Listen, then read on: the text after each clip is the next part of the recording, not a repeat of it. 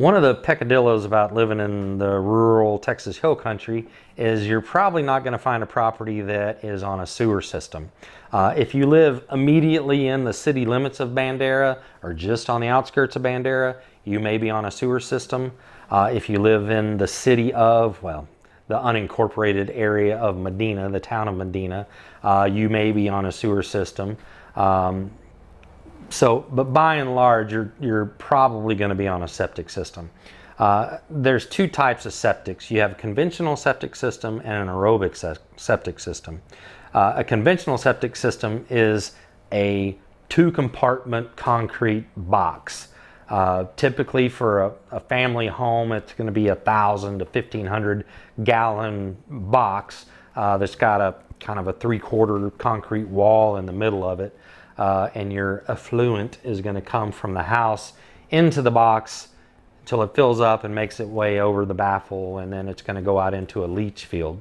When you are going to buy a property, you may either have to, according to your lender, like on a VA loan, have your septic tank inspected. And septic tanks, they're supposed to be full. Because gradually they go out into the leach field, and it's just a process that keeps on going for years and years and years.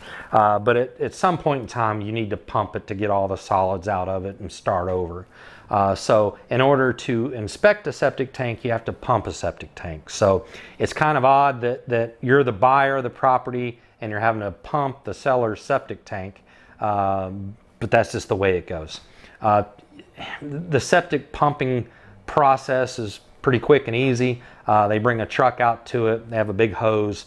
We have to find the lid of the septic to take that off so they can put the hose in there and pump everything out of the septic. And then the septic guy will get down there with a flashlight, a mirror, a fiber camera, whatever their particular inspection method is, and make sure that there's not any leaks. They don't see roots coming into the tank itself. So it's a whole little process there. It costs anywhere from $450 to $750 depending on what septic company you have that comes out to pump it. But it's one of those necessary evils that has to be done. There's another type of septic system, which is an aerobic septic, and that goes through a series of tanks as well, but it's a different process than conventional in that the effluent that comes out at the end comes out via sprinkler heads. They say you can drink the water that comes out of it when it's finished. I wouldn't recommend it. I don't drink it. But anyway, it helps water your yard, so that's nice.